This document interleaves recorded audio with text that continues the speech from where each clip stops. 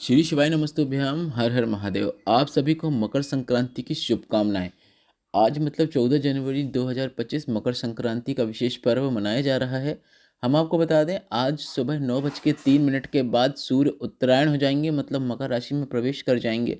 ऐसे में आप अपने घर पर ही कौन कौन से उपाय कर सकते हैं, जो कि गुरुजी पंडित प्रदीप मिश्रा जी के बताए हैं, जो कि वर्ष में सिर्फ एक बार मकर संक्रांति के विशेष अवसर पर किए जाते हैं, उसी की जानकारी आपको इस वीडियो के माध्यम से मिलने वाली है। इसके साथ ही किस प्रकार से आपको सूर्य भगवान को अर्घ्य देना है, किस प्रकार से आपको कलश को पकड़ना है, उसकी जानकारी भी आपको इस वीडियो के माध्यम से मिलने वाली है, जो कि गुरुजी पंडित प्रदीप मिश्रा जी ने बताई है। सभी जानकारी हम आपको वीडियो के माध्यम से भी बताएंगे, इसलिए आप वीडियो अंत तक देखें ताकि कोई भी उपयोगी जानकारी उपाय आपसे न छूटे। आप इनमें से कोई एक उपाय या फिर अपनी आवश्यकता के अनुसार एक से अधिक उपाय करके इस मकर संक्रांति के विशेष अवसर का अधिक से अधिक लाभ प्राप्त कर सकते हैं। इस वीडियो में बताया गया उपाय जितने भी हैं, वे सभी उपाय आप सुबह 9:03 के बाद से करना शुरू कर सकते हैं, और वे उपाय आप शाम के पहले पहले, मतलब जब तक सूर्य भगवान है तब तक आप यह उपाय कर सकते हैं और लाभ प्राप्त कर सकते हैं। बढ़ते हैं पहले विशेष उपाय की ओर। अगर आपका व्यापार नहीं चल रहा है, व्यापार में हानि हो रही है, तो व्यापार की उन्नति के लिए या फिर एग्जाम या इंटरव्यू में आप बैठ रहे हैं बार बार पर आपको सफलता नहीं मिल रही है, तो उसमें सफलता प्राप्त करने के लिए थोड़ी सी काली तिल लेना है, 5 वृक्ष की 5 पत्तियां लेना है, एक बबूल का कांटा लेना है। इन सभी चीज़ों को आपको अवधूतेश्वर महादेव का नाम लेते हुए एक अपने हाथ में ले लेना है और व्यापार वाले स्थान पर आपको घुमा लेना है। अगर कोई व्यक्ति जिसे सफलता व्यापार में नहीं मिल रही है, तो उसके ऊपर से 21 बार उतार लेना है। 21 बार उतारते समय या फिर व्यापार वाले स्थान पर घुमाते समय आपको अवधूतेश्वर महादेव का नाम स्मरण करना है, इस बात का आपको ध्यान देना है।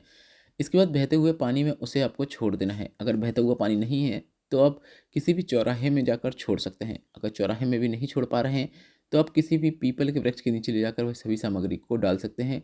जिस जो सामग्री आपको मैंने बताई थी, मतलब थोड़ी सी काली तिल, 5 वृक्ष की पत्तियाँ और एक बबूल का कांटा, जिसको आपने हाथ में लेते हुए व्यापार वाले स्थान पर घुमाया था, या फिर आपने उस व्यक्ति के ऊपर से घुमाया था जिसको नौकरी या इंटरव्यू में या फिर एग्जाम में सफलता प्राप्त नहीं हो रही है, तो वह सामग्री आप पीपल के वृक्ष के नीचे डाल सकते हैं। बढ़ते हैं दूसरे विशेष उपाय की ओर। गुप्त लक्ष्मी का वर्णन करते हुए गुरुजी पंडित प्रदीप मिश्रा जी ने विशेष उपाय की जानकारी दी थी। आप अपने घर में मकर संक्रांति के दिन, जैसे आप हर वर्ष तिल्ली का लड्डू बनाते हैं, वैसे तो बनाना ही है, पर एक लड्डू आपको गुप्त लक्ष्मी के स्वरूप में बनाना है। आपको सिक्के के अंदर 1 का, 2 का, 5 का, 10 का, 20 का, 100 का, जितने का आपको ठीक लगे उतने का सिक्का लड्डू के अंदर रखना है और लड्डू बनाना है। जैसे आप तिल्ली के लड्डू बनाते आए हैं, वैसा ही तिल्ली का लड्डू बनाना है, और सिर्फ एक ही लड्डू के अंदर आपको रखना है। और यह लड्डू आपको आज 9:03 के बाद कोई भी मंदिर में जाकर आपको उसे अर्पित कर देना है भगवान को। अगर मंदिर में जाकर आप किसी को प्रसाद रूप में देना चाहते हैं, तो वह दे सकते हैं, पर आप भगवान को अर्पित कर दें, वह पंडित जी अपने आप प्रसाद के रूप में सबको वितरित कर देंगे। इस उपाय को करने से आपके घर में सुख शांति देखने को मिलती है। परिवार के सदस्य आपस में मित्रता से बातें करते हैं और परिवार से बीमारियां दूर होती हैं। अगर घर में किसी को बड़ी बीमारी भी हो गई है, तो उसे भी लाभ मिलना शुरू हो जाता है। वह जो दवाइयाँ खा रहा है, वह उसे लगने लगती हैं। बढ़ते हैं तीसरे विशेष उपाय की ओर। यह उपाय अब आपको कैसे करना है, उससे जानने से पहले आप यह जान लीजिए कि यह उपाय किन्हें करना है। अगर आपका कहीं पैसा डूब गया है, कोई पैसा लेकर चला गया है, तो डूबा पैसा वापस लाने के लिए, या फिर खुद का पैसा वापस लाने के लिए, या फिर व्यापार वृद्धि के लिए आप यह उपाय कर सकते हैं। आपको 1 लोटा जल लेना है, उसके अंदर 7 चने की दाल के दाने डाल देना है, थोड़ी सी कुमकुम या रोली डाल देना है, 3 शमी पत्र डाल देना है, 1 बेलपत्र डाल देना है। इसके बाद आपको यह उपाय सुबह 9:03 होने के बाद करना है। सूर्य भगवान के दर्शन करते हुए आपको वह जल सूर्य भगवान को अर्घ देना है, मतलब छोड़ देना है। उत्तर की मुख होकर करना है, मतलब पूरा उत्तर की ओर मुख मत कीजिएगा, थोड़ा उत्तर पूर्व की ओर कीजिएगा, क्योंकि आज सूर्य उत्तरायण हो रहे हैं। तो ऐसे में जो पूर्व दिशा है, उससे हल्का सा उत्तर दिशा की ओर से ही सूर्य निकलते हैं, एकदम पूर्व दिशा से सूर्य नहीं निकलते हैं, ऐसा हमेशा देखने को मिलता है। तो आप भी हल्का सा टेढ़ा होके, हल्का सा टेढ़ा मतलब उत्तर दिशा की ओर मुख करके खड़े हों। इस प्रकार से खड़े होने के बाद ही आपको सूर्य भगवान को अर्घ देना है, और अर्घ देते समय जब थोड़ा सा कलश में जल बचे, तो आपको उस व्यक्ति का भान कर लेना है जो पैसा लेकर चला गया है, पैसा लौटा नहीं रहा है, या फिर कर्जे का भान कर लेना है। बस इतना ही करना है। 5 से 6 महीने लगते हैं, बाबा कर्जा चुका देते हैं। पूरा जल अर्पित करने के बाद कलश के अंदर में जो सामग्री है जो आपने डाली है, वह बच जाती है, तो उसे भी आपको नीचे छोड़ देना है। इसके बाद जो जल नीचे गिर गया है, उसमें अपने हाथों में थोड़ा सा स्पर्श करते हुए, जब हाथ गीले हो जाएं, तो वह हाथ अपने माथे में फेर लेना है, अपने सर में फेर लेना है, या फिर आपको नीचे पात्र रखते हुए यह उपाय कर रहे हैं, तो वह जल का छींटन स्वयं के ऊपर कर लेना है। यह उपाय भी आपको सुबह आज 9:03 के बाद करना शुरू कर देना है।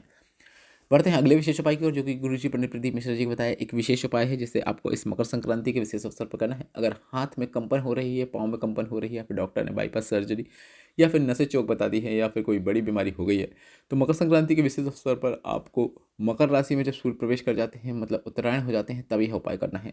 सबसे पहले तो आपको बता दें, गुरुजी ने कहा कोई भी बीमारी या रोग होने पर सबसे पहले आपको डॉक्टर को दिखाना है, वह भी शिव का रूप है।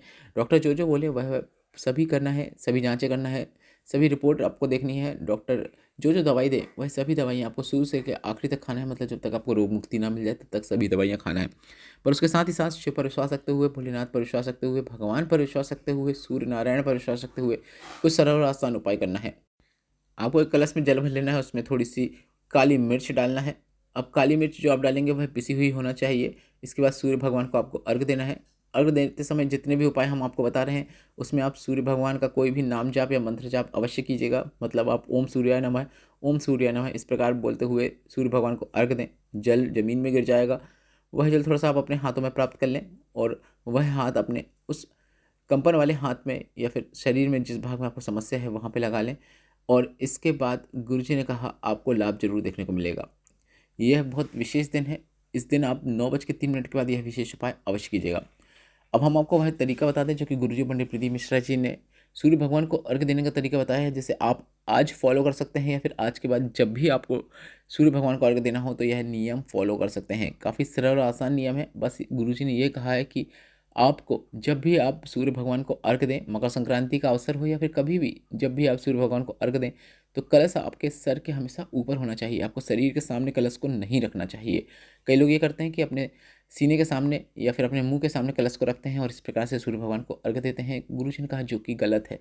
हमेशा कलश आपके सर के ऊपर रहना चाहिए। इस प्रकार से जैसे कि आप वीडियो में देखकर समझ सकते हैं, इस प्रकार से कलश आपके सर के ऊपर रहे। इस प्रकार से आप ऊपर से जल छोड़ें और प्रयास भी आप यह कर सकते हैं कि जल की धार से सूर्य भगवान के आप दर्शन करें। और जल की धार से सूर्य भगवान की रोशनी होते हुए जब आपके शरीर को स्पर्श करती है तो आपके शरीर में कितनी ही बड़ी परेशानी चल रही हो, रोग चल रहा हो, वह उसे दूर कर देती है। तो गुरु जी का बताया यह विशेष उपाय भी आपको जो सूर्य भगवान को अर्घ देने का है यह आप रोज कर सकते हैं। अर्घ देना तो रोज ही अच्छी बात है, पर अगर आप यह उपाय मकर संक्रांति में कर रहे हैं जो कि इस वीडियो में बताया गया उपाय है, तो आपको इसी प्रकार से अर्घ देना है कि कलश आपका ऊपर की ओर होना चाहिए। इस बात का हमेशा आपको ध्यान देना है। वीडियो में बताए गए उपाय से संबंधित कोई प्रश्न हो तो वे प्रश्न आप कमेंट बॉक्स के लिए पूछ सकते हैं। हमने आपके लिए व्हाट्सएप चैनल बनाया है जिसमें आप एक बार टच करके जरूर देखिएगा कि हम क्या अपलोड कर रहे हैं। व्हाट्सएप चैनल की लिंक कमेंट बॉक्स में देखने को मिल जाएगी, जिसे आप व्हाट्सएप में टच करके फॉलो करके हमारा चैनल देख सकते हैं। अगर आपको ठीक न लगे तो आप चैनल को अनफॉलो भी कर सकते हैं। वहाँ पर हम रोजाना की तिथियों के साथ कई उपयोगी जानकारी भी अपलोड करते हैं जो आपके लिए लाभदायक साबित हो सकती है।